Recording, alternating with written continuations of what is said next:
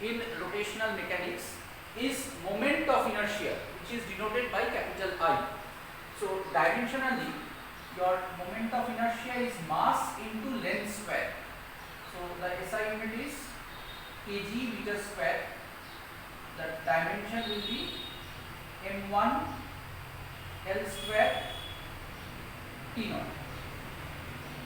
So moment of inertia not only depends on mass m, it is also dependent on this L, square of the distance. So very important to remember is that moment of inertia is dependent on the distribution of mass, where the mass is kept. If there is an axis and the mass is kept nearby, the moment of inertia will be less. The same mass is kept a distance away, the moment of inertia will be much more. So it is dependent on the distribution of mass, where the mass is kept with respect to the axis of rotation. So next we come to two very important theorems on moment of inertia. So first theorem is known as the parallel axis theorem, and the second one is the perpendicular axis theorem. First one is the parallel axis theorem, second one is the perpendicular axis theorem. So let us go to the parallel axis theorem first. So suppose we have a distributed mass. This is the center of mass of the body, this point, and there is an axis which is passing through the center of mass of the body. Now mass of the total body, suppose that is m, capital M is the total mass of this body, and this is the axis which is passing through the center of mass of the body, and let the moment of inertia about this axis which is passing through the center of mass is ICM. This is ICM. Now we have another axis which is parallel to this axis, which is passing through the center of mass. So this axis, suppose we name that axis as x dash. So it is parallel to this first axis, but this x dash axis is not passing through the center of mass, and the perpendicular distance between these two axes is suppose d. So what parallel axis theorem is saying, that I x dash will be ICM plus total mass of the body into the perpendicular distance between the two axes square. So this is your statement of the parallel axis theorem. Ix dash, so this new axis which is parallel to the original axis passing through the center of mass will be ICM plus md square. So your moment of inertia about the center of mass is the least.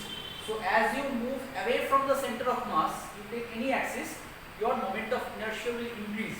That will increase by how much? The increase amount will be mass of the body times the distance between them square. So how we can apply? Let us do a small application. An application could be like this. Suppose we have a rod, mass m, length L, and this is the center of mass of the rod, the midpoint of the rod. So about that axis, we know the moment of inertia by integration. The value comes out to be 112 ml square. So there is no easier method. We have to do it by the method of integration, but this is a standard integral or standard moment of inertia. So about the midpoint of the rod, moment of inertia of the rod of mass m, length L about an axis which is perpendicular to the rod and passing through the center of mass of the rod is 112 ml square. Now suppose we have to find the moment of inertia about the end of the rod, about this axis x dash. So according to our formula, Ix dash will be 112 ml square plus m into, now the perpendicular distance obviously, because this is the midpoint, so this will be half the length, so L by 2, so m L by 2 square. So if you simplify, you will get 1/3 ml square. So moment of inertia of this uniform rod about an end and perpendicular to the rod will be 1/3 ml square. So this can be very easily deduced from your parallel axis theory. Okay, next we come to the perpendicular axis theory. Next we come to your perpendicular axis theory. Now very important, perpendicular axis theorem, remember it is valid for lamina or laminar bodies only. Now what are laminar bodies? Laminar bodies is like the page of a book. So you will have a length and a breadth, but the thickness is negligible compared to length and breadth. So that is a lamina. Now you have a lamina and you have three axes. So x, y, and obviously your z, if we are using a right-handed system, so from x to y, z will be out of the plane. So x axis and y axis are in the plane of the lamina, whereas z is perpendicular to the lamina. So your perpendicular axis theorem is saying that Ix plus Iy, so these two are in the plane of the lamina. So moment of inertia about two axes which are in the plane of the lamina, those two are mutually perpendicular and z is also perpendicular. So three mutually perpendicular axes. That is why it is called perpendicular axis theorem. So Ix plus Iy will be your Iz according to perpendicular axis. So those two axes which are perpendicular to each other and in the plane of the lamina, if we add them, we get the moment of inertia about an axis which is perpendicular to the lamina. So if we take a small example,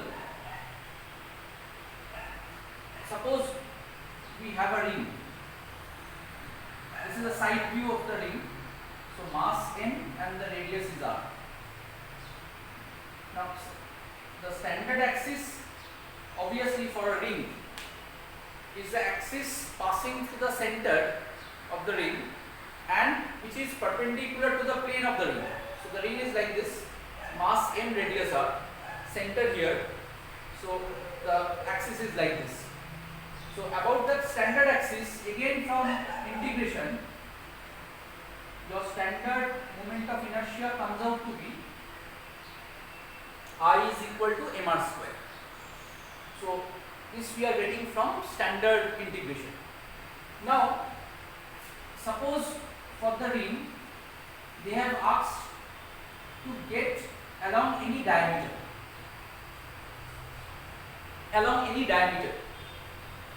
Now what we can do, suppose I about any diameter, let that be ID. This we don't know. Now any two diameters, any two perpendicular diameters from symmetry, we can say will have the same moment of inertia from symmetry. So we choose two diameters which are perpendicular to each other. So one could be Ix, another could be Iy, and the perpendicular axis which is z, the moment of inertia of that moment of inertia is already known to us.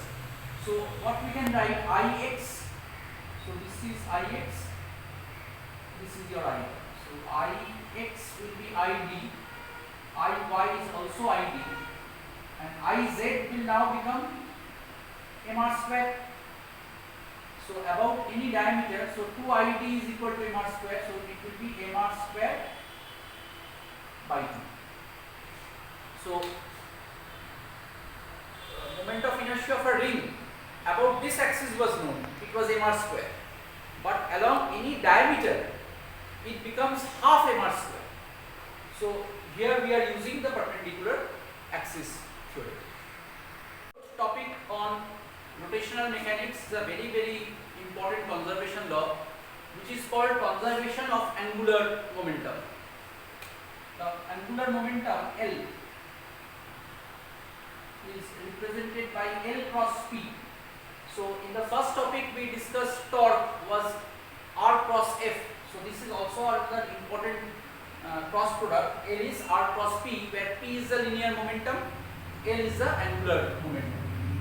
Now torque we know can be written as dl dt. So rate of change of angular momentum gives you torque. So if your torque external becomes 0, then dl will be 0. That means L will be constant. So change in angular momentum is 0. So L is constant. So L we know I omega. So we can write that as I1 omega 1 is the initial angular momentum will be equal to I2 omega 2. This is the final angular momentum. And as Li is equal to constant, I omega constant, so from there we can write omega is inversely proportional to I. So as I increases, you will find that omega will decrease and vice versa. So a lot of concepts are based on this formula. So as the moment of inertia is increased, your omega will decrease and vice versa. Now let us do a small example. Suppose we have Earth, which can be considered to be a solid sphere. Now as it is a solid sphere, its moment of inertia, standard moment of inertia from integration comes out to be 2/5 mr square. Now it is given that keeping the mass constant, the radius is half. So initially radius is r, finally mass is same but your radius is half, r by 2. So if initially it was rotating in a time period of 24 hours, so what will be the new time period? T dash we have to get. So using conservation of angular momentum, we can write I1 omega 1 equal to I2 omega 2. So I1 omega 1 is equal to I2 omega 2. Now I1 will be 2/5 mr square and omega we know is 2 pi by time period. So 2 pi by 24, 2/5 mr square into 2 pi by 24 will give you I2. I2 will be 2/5, mass is constant, given mass is remaining same, but here it is r by 2 square into t dash will be omega 2 will be 2 pi by t dash. So if you simplify, you will get 24 by 4, which is 6 hours. So initially the time period was 24 hours. That means the Earth takes one complete rotation, does the one complete rotation in 24 hours. But if the radius is half, then the time period will be only 6 hours. So this is a direct consequence of conservation of angular momentum. Last concept, very important concept in rotational mechanics, is the concept of rolling. Now when a body rolls, suppose this is a rigid body, so it has Vcn, which is V, and also it has omega, which is angular velocity. Now how will we say that it has Vcn? Just look at the center of mass of the body. If the center of mass is moving, that means it has translational motion. Center of mass is moving in any direction, means it has translational motion. So just concentrate on center of mass. If it is moving, the body has translational motion, so and hence it will have translational kinetic energy. So your translational kinetic energy will be given by half mv square. Mass is m, radius is r. Next, how will we decide whether the body is having rotation or not? Take the center of mass and take any point. Check whether this point, let this point be P and the center is O. With respect to O, is the point changing its position?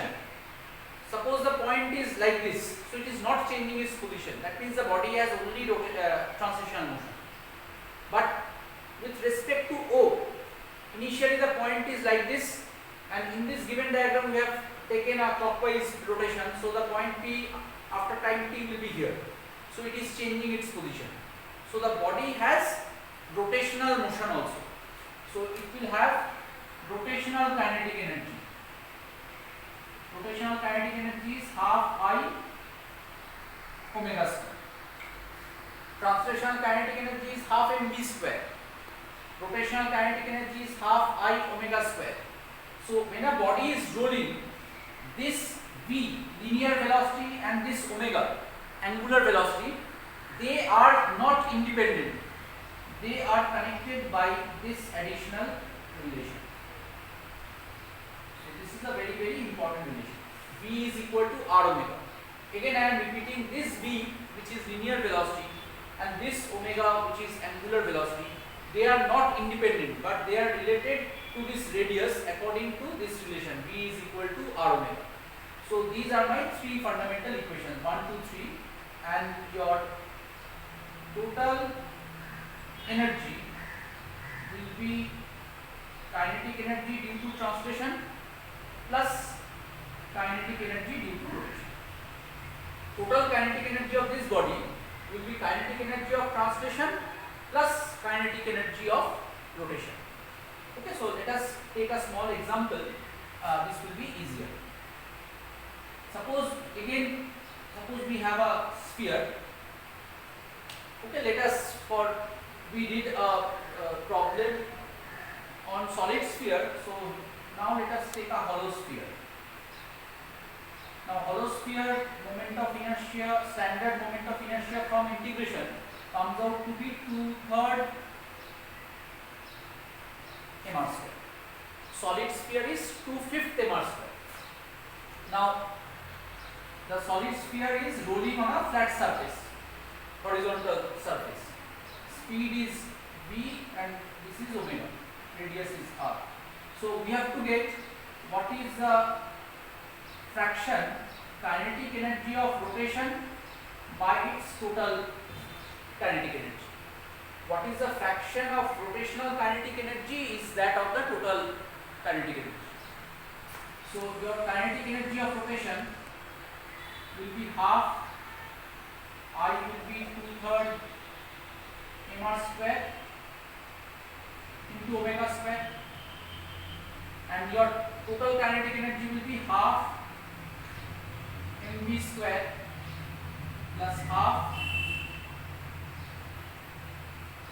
I omega square. So you just simplify, and we know that V is equal to R omega. So in place of V, I can put R omega. So half will cancel out. So we are left with 2/3. This will be capital 2/3 mr square omega square by m. In place of V, I am putting R omega. So R square omega square plus 2/3 mr square omega square. So R square omega square m will cancel out from all the sides. So 2/3 by 1 plus 2 by 3. So 2 by 3 by 5 by 3. So your final answer is coming to something 2 by 5, 250. That means rotational kinetic energy is 2/5 of its total kinetic energy. So obviously 3/5 will be its translational kinetic energy. So problems like this is very common in NEET, and this concept of rolling. So whenever you are getting this word rolling, that means this condition comes into play. Sometimes when you have to deal with torques, this V is equal to R omega will have another additional thing, V A is equal to R alpha. So linear acceleration will be related to its angular acceleration by this formula. So if you differentiate this equation, you get this equal to R alpha. So whenever you are dealing with rolling, these two equations will come into the picture. Thank you.